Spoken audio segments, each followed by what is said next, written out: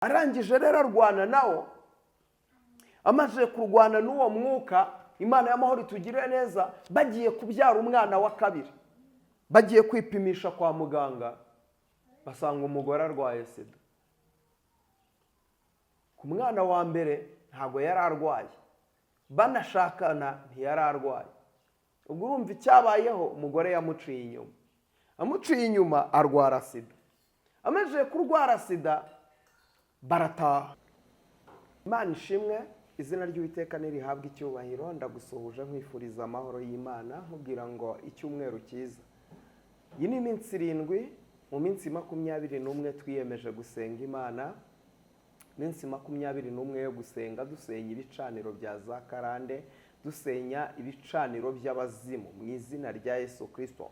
Ukireba kino kiganiro, wowe ukikibona, wihangane urebe kino kiganiro kirangize, kandi ndagusaba ukore share, kisharinga abandi bantu. Niba ugiriwe umugisha wo kubona iki kiganiro kikagira icyo kigufasha, gisharinga inshuti yawe, gisharinge mwene so, mubwire uti nawe kurikira ubutumwa bwiza. Rero tugeze ku munsi wa 7 w'amasengesho, kandi mbonye imirimo y'Imana, abantu barimo baragenda batanga ubuhamya, kandi hari icyo amasengesho ari kubafasha, hari icyo amasengesho ari kubamarira mu buzima bwabo. Hari abantu bari bafite ibibazo bigiye bitandukanye, abari barwaye uburwayi, uyu munsi wa none akubwira bati ndumva nakize. Hari abari barwaye mu nda haranze gukira, bwati ndumva nakize. Hari n'abandi bagiye babona akazi. Rero imiryango yagiye ifunguka ku buzima bw'abantu benshi. Nzi neza ko nabo turi gusengera batarabona urubyaro, nabo bazarubona mu izina rya Yesu, kuko gusenga bicagagura iminyururu. Nzi neza ko mu minsi 21 bazajya kwa muganga babonere zirita zibabwira yuko Imana yakoze, zibabwira ko Imana yabahaye kubyara, mu nda zabo bazaba bafitemo abana. Ndabizi neza kuko Imana yacu irakora, si rimwe si kabiri. Nababwiye ngo nigeze nsengana n'umuntu, umudamu amaze imyaka 15 tabyara. Imyaka 15 urayumva, imyaka 15 aba ari myinshi, ariko ndabyibuka twasenganye Imana, Imana imukorera ibikomeye. N'abandi uwa 15 niwe twasenganye, nabonye yari ufite imyaka myinshi, ariko hari abandi bari bafite bamaze imyaka 5, bamaze imyaka 4, bamaze ingahe, kandi abo bose barabyaye, narababonye n'amaso yanjye. Mbasengeye Imana, Imana irabikora, ihabwa icyubahiro yo kabyara. Rero nawe twasengana Imana, Imana ikabohora ubuzima bwawe, uretse kwigirira nabi, uretse kujya mu bapfumu. Nta cyiza cyo mu bapfumu. Uyu munsi uricara ukavuga ngo bitanakunze ngo wajya mu bapfumu. Wowe wajya mu bapfumu? Nta cyiza cy'abapfumu. Abapfumu ntibazakubeshye, nta dayimoni yirwanya, ntayo. Abapfumu burya ntibavura. Uzajyayo urwaye akaboko bakubwire ngo karakize, ariko icyo bakora barabyimura, kuko ni dayimoni zivugana. Ziravugana ngo reka twimuke tuve mu kaboko tujye mu kaguru.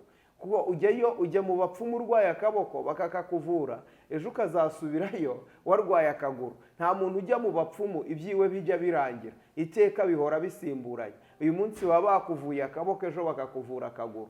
Iyo ugiye barakubwira ngo umurozi yahinduye strategy. Ariko mu buzima bwa buri munsi ikiba gikwiriye ni uko ukwiriye gusenga Imana. Iyo iguhaye umugisha ntabwo yongeraho umubabaro, iguha umugisha ikakubwira ngo ndagutabaye, ntabwo yongeraho kondisiyo cyangwa igucyurire. Njye ubikubwira ndabizi, nararaguje mu bapfumu kandi benshi. Imana itugirire neza. Ntarakizwa nigeze kugira inzika nshaka kwihorera ku muntu wishe mama. Nkajya mu bapfumu aricyo nshaka kugira ngo nihorere. Reka nkubwira abapfumu ukuntu ari abantu bawumva basekeje, kandi ari abantu b'abagome. Imana y'amahoro itugirire neza. Umupfumu nagiyeyo anca amafaranga, ndayatanga ibihumbi 50. Arambwira ati uyu muntu ushaka ko mukwicira rwose urasanga yapfuye, genda rwose urasanga yapfuye. Hanjye ndataha njya naho yari atuye kugira ngo mbirebe neza, aze kuza gupfa mpari. Ariko uzi icyabaye, buriya abapfumu n'abagome, abapfumu n'abatindi. Nagezeyo nsanga umuntu ntiyapfuye, ahubwo yibereye mu bukwe bw'umwana wiwe, bibereye mu birori. Imana y'amahoro itugirire neza. Aho ngaho rero niho uhita wiheba ukavuga ngo ariko se Mana ubu ni ukubera iki? Imana itugirire neza. Rero abapfumu nta cyiza cyabo, ko njye nakijijwe mvuye mu bapfumu 36, nzi neza ko abo bapfumu ni benshi cyane, ariko nta n'umwe wigeze agira icyo akora ku kibazo nari mfite. Ariko umunsi nahuye na Yesu yampinduriye amateka, mbera umubyeyi, mbera data, mbera mama. Ibintu byose yavuze kuri njye yarabikoze, n'ibyo atarakora uyu munsi ndabitegereje kuko ndi mu nzira yo gutabarwa n'Imana. Rero ndagira ngo mvugane nawe, nta hantu habi hashoboka Imana itakuvana, nta n'ahantu heza hashoboka Imana itagushyira. Uyu munsi ibyo ubona ko bigoye, Imana iri mu gihugu cyo mu ijuru yabihindura ibyoroshye. Imana y'amahoro itugirire neza. Rero Uwiteka nakomeze kukubambira amahema, kandi nakomeze kukwagurira imbago, akomeze kugukorera ibikomeye. Izera Imana, injira muri aya masengesho, nta kindi usabwa. Fata iyo nimero ubona kuri screen yawe, umbwira uti Prophet ndashaka dusengana Imana. Nakubwiye uriya mudamu ejo narabivuze, benshi bakavuga ngo ntibishoboka, ntibigize gute, ariko ibyo ni ibintu bishoboka cyane. Ibyo ni ibintu bishoboka cyane, ibyo ni ibintu bishoboka cyane. Imana y'amahoro itugirire neza. Ni ibintu bishoboka cyane, ni ibintu bibaho, ko yagiye mu bapfumu ashaka urubyaro, ariko umwana bamuhaye avuka yabaye inzoka. Imana itugirire neza. Rero nta heza h'abapfumu ntaho. Imana y'amahoro idutabare. Izere Yesu wenyine niwe ukiza, izere Yesu wenyine niwe uhindura amateka, Yesu wenyine niwe uhindura ubuzima. Uyu munsi rero turacyakomeje dusenya ibicaniro bya karande. Uyu munsi ndacyavuga ku mbaraga z'abadayimoni, uburyo zizamo ku buzima bw'abantu, ugasanga hari ibintu biba ku buzima bwawe aho ntushobora gusobanukirwa ngo ni ibiki, ariko iteka haba hari umwuka utuma ibyawe bitaza. Kuko buriya urakora nk'uko abandi bakora, uragerageza, urasenga, urakiranuka, ariko hari ibintu bitemera. Imana y'amahoro itugirire neza. Ibyo bintu bitemera rero haba hakenewe gusenga. Imana itugirire neza. Uyu munsi nimvuga ngo, hari igihe vuga ngo hakenewe gusenga, umuntu akakubwira ngo igihe nasengeye warasenze ariko murasaba ntimuhabwe kuko musaba nabi. Imana y'amahoro itugirire neza. Ikintu cya mbere ukwiriye kumenya kuri iyi Mana ni umwami. Uyu mwami rero ni umwami w'amahoro, kuko uyu munsi numara kumenya amahame yo mu bwami, aya mahame yo mu bwami azakubatura, aya mahame yo mu bwami azaguhindura umutsinzi. Numara kumenya amahame yo mu bwami, Imana itugirire neza. Mu bwami babaho gute? Mu bwami ni gute bagenda? Imana y'amahoro itugirire neza. Mu bwami, kuko uyu munsi ijambo riravuga ngo iyo umuntu ari muri Kristo Yesu aba ahindutse icyaremwe gishya. Kuko burya iyo wakiriye agakiza uba uhinduye ubwami. Ukuvuga ngo hari ubwami wahozemo bw'umwijima, hari ubwami bwa Satani wahozemo, ariko iyo uje mu gakiza uba winjiye mu bundi bwami, aribwo bwami bw'ijuru. Imana y'amahoro itugirire neza. Ni ukuvuga ngo muri ubu bwami bw'Imana rero, ubu bwami bwose bugira amahame. Ubwami bwose bugira uko bubayeho, bugira amahame, bukagira amategeko, bukagira n'imigenzo. Imana y'amahoro itugirire neza. Kuko ngo buri bwami bwose rero bugira uko bubaho kandi bugira uko buyoborwa. Muri ubu bwami bwo kwa data, ubu bwami bw'Imana, ubu bwami intambwe ya mbere bugenderaho ni icyo bita kuvuga ngo gukizwa, gutera intambwe yo kubaha Uwiteka. Ndacyari ku ijambo, urebye ijambo riri mu Gutegeka kwa 2:28 ho havuga ngo nugira umwete wo kumvira no kwitondera. Imana itugirire neza. Ukumvira warangiza ukitondera. Muri ubu bwami rero bagiramo amategeko niyo ubukwiriye kumvira. Imana y'amahoro itugirire neza. Uyu munsi ndashaka tuganire ku cyo bita umuvumo. Buriya umuvumo ushobora kukuzaho. Buriya umuvumo utandukanye na karande. Yego ni bimwe, yego ni nkaho ari bimwe, ariko imico n'imigenzereze yabyo ni ibintu bibiri bitandukanye. Buriya karande si icyaha, ariko umuvumo waba icyaha. Kuko buriya umuvumo akenshi hari umuvumo ukuzaho kuko wowe wikururiye. Hari abantu bikururira imivumo ikabaza, ugasanga ibintu wakoze mu buzima bwawe nibyo bikuzanira umuvumo. Imana idutabare. Hari ibintu wakoze bikuzanira umuvumo. Buriya uzasanga kenshi hari umuntu rimwe na rimwe, nigeze nsengera umumama, musengera kugira ngo abone urubyaro. Ndamusengera yari amaze imyaka 4 atabyara. ndamusengera, nkimusengera Imana irampishurira irambwira ngo nimubwire ngo barya abana bose wataye mu musarane wari uzi ko urimo urabakuraho basubiraho. Imana itugirire neza. Uvuga ngo we yari afite umuvumo w'uko yakuyemo inda cyane. Ndangije ndamubaza ngo ku mwuka w'Imana nyeretse warakuyemo inda, wakuyemo inda zingahe? Arambwira ngo yakuyemo inda 6.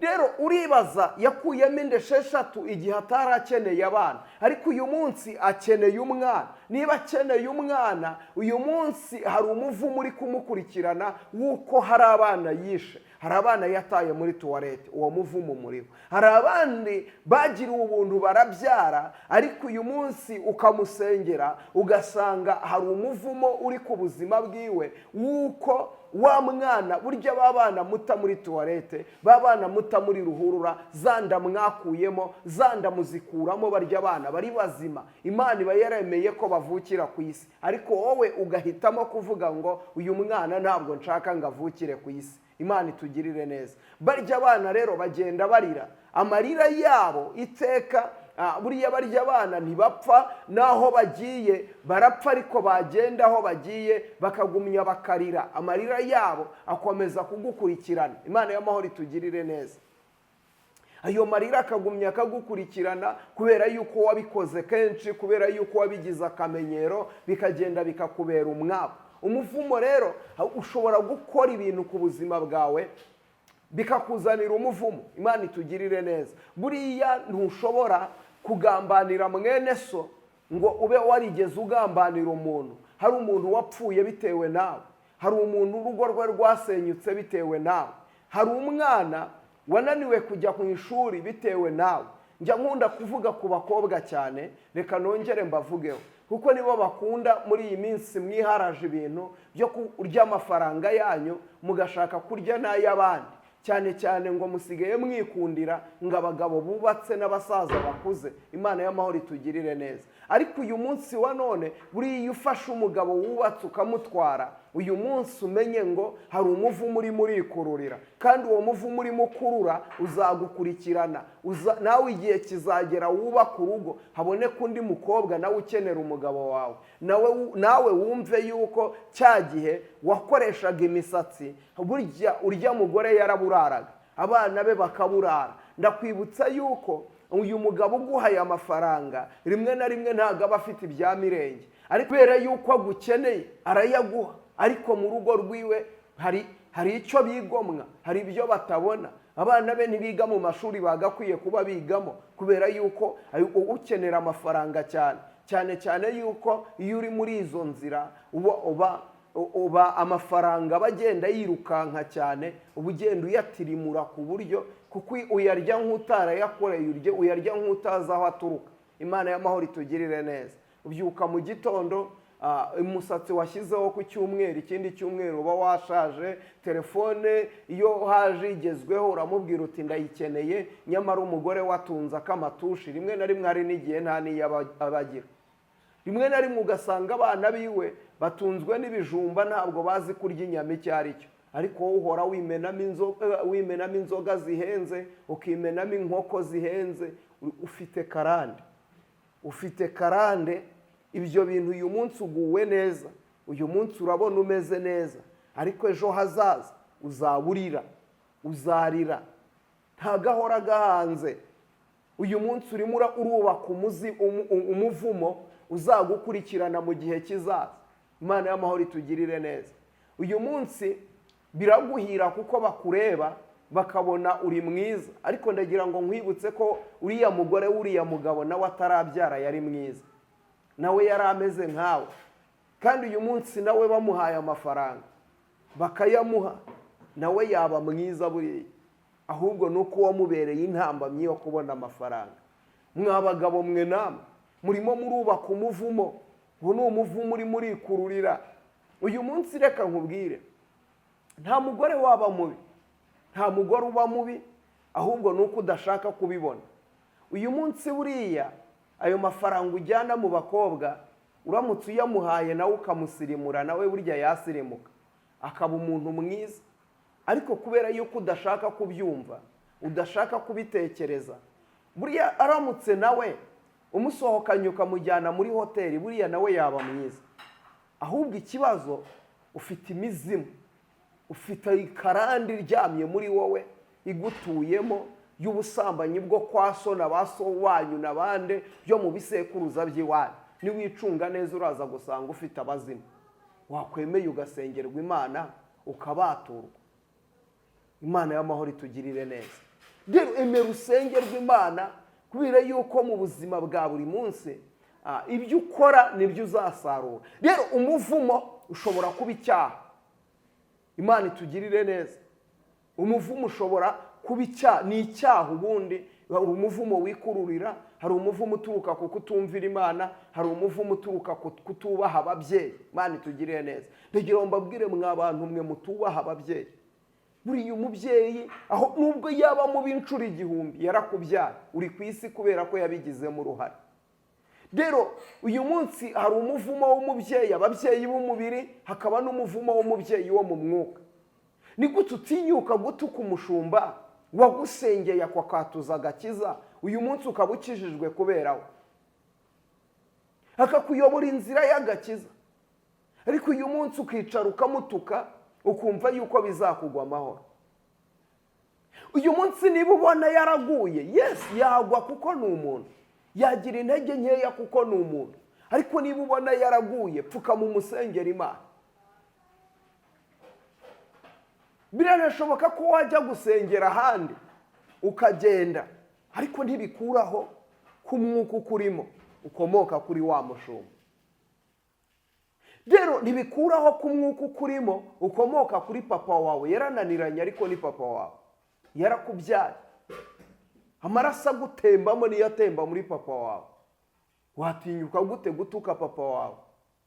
Watinyuka gute kuvuga ngo papa wawe ngaragapfa, ngo ibiki n'ibiki, ngo nta kintu amaze? Senga Imana. Buriya abenshi bikururira imivumo, hakaba imivumo ituruka ku kutubaha Imana. Utegeko kwa 2:28 ku murongo wa 15 haravuga ngo ariko nutitondera, Imana itugirire neza, nutitondera iyi mivumo yose izakuzaho. Nutitondera iyi mivumo yose izakuzaho. Hazavumwa imbuto zo mu nda yawe, hazavumwa igitengo uvugiramo, kororoka kw'inka zawe n'uko imikumbi yawe kuzavumwa. Hari naho amanuka. Urizi ko uyu muvumo wo kutubaha Imana, wo gusenga ariko ukaba utubaha Imana, uyu muvumo uragenda ahantu hose ukugeraho. Uyu muvumo ugera no mu nkweto wambaye, uyu muvumo ugera no mu myenda wambaye, urayambara ntikubera. Imana itugirire neza. Uyu muvumo uzi uko ugenda ukagera no mu nda, ugaterwa n'umuvumo wo kurya ntuhage. Uzi ko uyu muvumo uvuga ngo uzasaba umugeni arongorwe n'undi, ngo uzubaka inzu ariko we kuyibamo. Reka nkubwire abantu mufite imivumo. Imana itugirire neza. Uyu munsi buriya hari umuvumo uba mu bantu ariko batazi. Imana itugirire neza. Ugasanga umuntu yubatse inzu imuvuniye arayirangije, ariko ni nziza, yarangiza abazimu bakamubwira ngo iyo nzu yivemo, ngo ujye gukodesha ngo akazu ngo kari mu gishanga kenda kugwa, ngo iyo ngiyo uyikodesha ijye guha amafaranga. Wari uzi ko aba ari abazimu?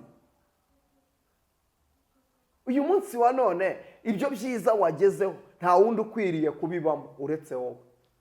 Ariko uyu munsi dayimoni arakumvisha ngo yivemo ujye kuba mu gishanga. Ka kazu wakodesheje ko mu gishanga nikakuvira, uratangira kwiganyira. Abazimu batangire bagutere, utangire wiganyire ngo ayiwe, ngo mana we. Ariko kandi inzu yawe ugize gute? Urayifite. Uzubaka inzu ariko ntuzayibamo.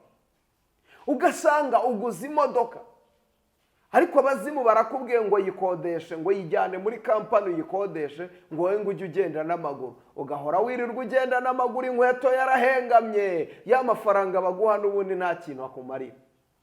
Uwo nawo ni umuvumo. Senga Imana. Iyaguhaye imodoka imwe yaguha 2.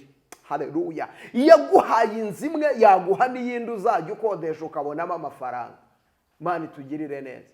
Ariko wifata inzu yawe imwe usanzwe ubamo ngo wumve ko hari undi muntu ukwiriye kuyibamo. Nta wundi muntu ukwiriye ibyiza, ni wowe. Sibyo? nta wundi muntu ukwiriye ibyiza ni wowe. nta wundi muntu ngo ubu ngubu ngo ntabwo nzajya ndya inyama, ngo cyakoze abashyitsi ntibazajya bansura ngo nibwo nzajya ndya inyama. Ufite abazimu. ngo hari ibintu ngo mfite mu nzu yanjye ngo byiza, ngo ntabwo nkwiriye kurira ku masahane meza, ngo reka njye nyabika ngo turire ku masahane ashaje, ngo abashyitsi nibaza ngo bazayarire. Ufite abazimu, uraboshye. Imana y'amahoro itugirire neza. Iyo ni imyuka y'abadayimoni, ni imbaraga z'umwijima, ni abazimu bakora bene ibyo ngibyo kugira ngo bagusuzuguze. Burya hari umuzimu w'igisuzuguriro, hari umuvumo uba ku muntu ukumva wakubaha abandi kandi we mu buzima busanzwe ukaba uri aho ngaho uciriritse, uri umuntu wa nta kigenda. Umva ukuntu Yesu yabwiye Petero, yaramubwiye ngo ubwo umara gukomera nawe ukomeza abandi. Ubwo umara gukomera nawe ukomeza abandi. Imana y'amahoro itugirire neza. Petero, ubwo umara gukomera nawe ukomeza abandi. Ese we wakomeza abandi wowe udakomeye? Wakubaka abandi wowe utarubakika? Ese wazamura abandi wowe utari wazamuka? Banza uzamuke mu izina rya Yesu. Banza uzamuke, utere intambwe yo kuzamuka. Imana itugirire neza. Sinzi ibintu ndimo mvuga niba byumvikana. Imana itugirire neza. Nibavuga umuvumo buriya hari imivumo iba ku bantu ikabagendaho, ariko imivumo ivaho. Ukeneye umutambyi kugira ngo agusengere uwo muvumo uve ku buzima bwawe. Ahangaha umuvumo ntushobora kwisengera ngo umuvumo ukuveho, ntibishoboka. Ukeneye akanwa k'umutambyi. Wavumwe n'abantu ukeneye kuvumurwa n'undi muntu. Iyo wavumwe n'akanwa uvumurwa n'akanwa. Imana itugirire neza.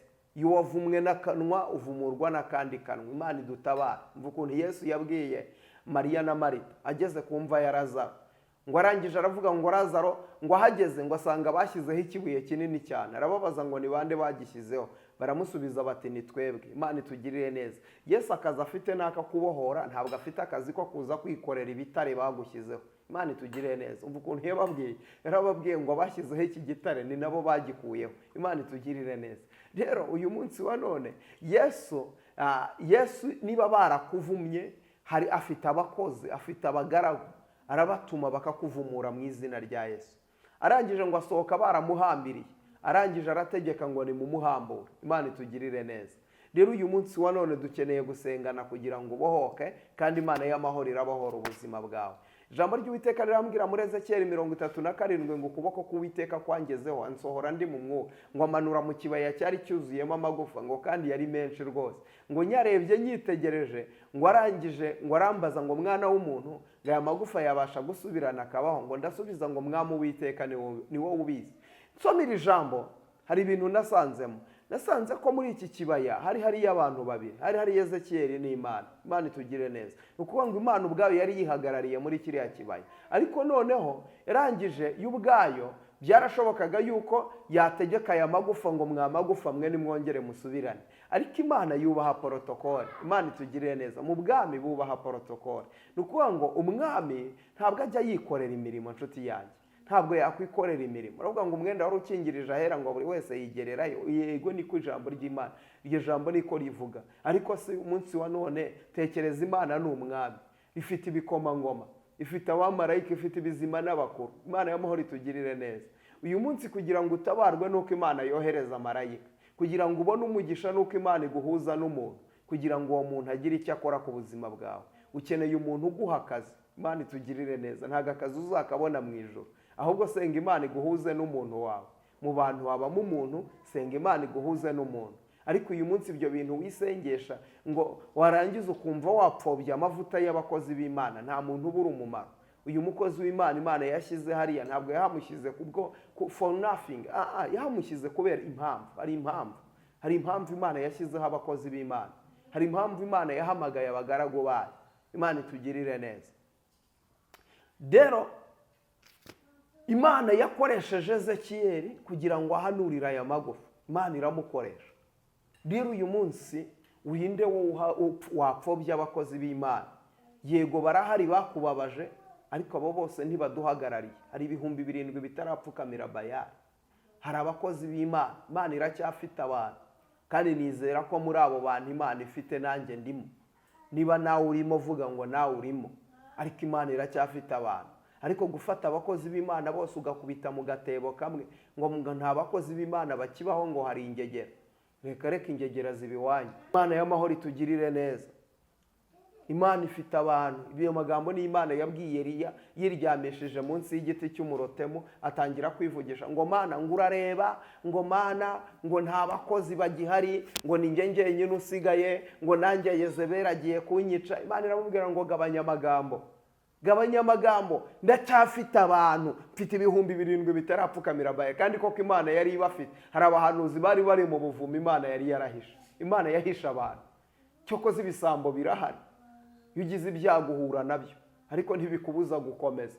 Imana itugirire neza. Hari ijambo nkunda kuvuga ngo iteka iyo umuyaga uhushye mu masaka, irisigaye rihagaze niryo riba rizagira umumaro. Iteka rero mu buzima bwa buri munsi, umuyaga ntiwabura guhuha, imiraba ntiyabura kuza, kandi turi mu isi. Ariko nusigara uhagaze, nicyo kigaragaza ko wari waramenye Imana.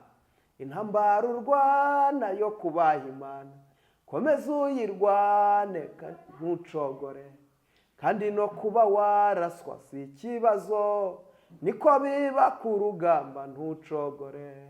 Ngaho ngera ubyuke ntiyakuretse, urya n'umutsima imbere haraterera. Imana itugirire neza.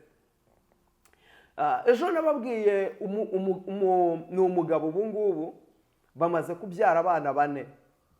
Yizeye Imana, amenya agaciro ke. Imana itugirire neza. Iyo wamaze kuba umukristo umenya agaciro kawe muri Kristo Yesu. Muri ngize umwuka aremba aravuga ngo nta bya none nta nibizaza byazantanya na Yesu, kuko yamenya agaciro ke muri Kristo Yesu. Haleluya. Iyo wamaze kwisobanukirwa ntabwo ucogozwa n'incamugongo. Imana itugirire neza. Yari isobanukiwe, waravuga ngo karande ntikwiye kuzansenyera, ntabwo karande ikwiye kuzankubita hasi. Imana itugirire neza. Karande rero ibirabyumvishije. Aravuze ngo karande ntikwiye kuzankubita hasi, ariko karande birabyumvishije. Karande imaze kubyumva, igihe kiza kugera akoresha mariage mu muryango w'iwabo. Nta muntu wubakaga urugo ngo rurame, wasangaga abantu bose hafi ya bose mu muryango w'iwabo. Sibyo? Mu muryango w'iwabo washatse gakeya, yashatse 3. Imana itugirire neza. Arangije avuga ngo ntabwo nzemera ko nkoze ubukwe ariko sinzemera gukora divorce. Imana itugirire neza. Kerabimbwiraga gutya turimo tuganira ndi muri counseling, arambwira ati prophet ibintu byose wigisha nibyo, ngewe narwanye na karande kandi n'uyu munsi ndacyarwana nayo kandi ndakomeye. Imana itugirire neza. Byagenze bite? Narababwiye ngo yashatse umugore, barabana, babyara n'umwana wa mbere. Umugore atwite inda ya 2. Umugabo yaravuze ati nge sinzigera nkora divorce, nzabana n'umugore wanjye akaramata. Ariko karandi ishaka kumuhinyuza. Iteka karandi ihora ishaka guhinyuza abantu, ariko wikwemerera ko abadayimoni bakuyobora. Buriya hari ibintu biba muri wowe ariko ugasanga ni abadayimoni bakuyobora. Ugasanga ni cya karande kikuryamyemo kirimo kirakuyobora, wowe kumva kuri mukuri. Ugasanga neza washyushye, ndashaka gusenya, ndashaka ngo ugende, genda wa mugabo we sinkikuteneye. Yo murebye mba mbona utarimbwa imurebye. Nyamara ubivuga gutyo gusa, ariko nyamara nawe burya si wowe, ni karande. Kuko usubije amaso inyuma, uwo mugabo aracyari wa wundi. Uyu munsi uravuze ngo simbwa imwe n'ebyiri, ariko nyamara mu minsi yashize wigeze umubwira ngo kuri iyi si yose nta mugabo ubaho umuruta, niwe wenyine. Imana y'amahoro idutabara. Nta mugabo ubaho umuruta, niwe wenyine. None se bihindutse gute? Imana y'amahoro itugirire neza. Bihindutse gute? Kubera icyo bihinduye? Imana idutabara. Kubera icyo bihinduye? Kubera icyo bihindutse? Kubera icyo bishyize ku rundi rwego? Abaye imbwa gute kandi mu minsi yashize yari umugabo? Menya ko ari karande. Rwana n'izo mbaraga, usenye ibyo bicaniro bya karande, bisenye.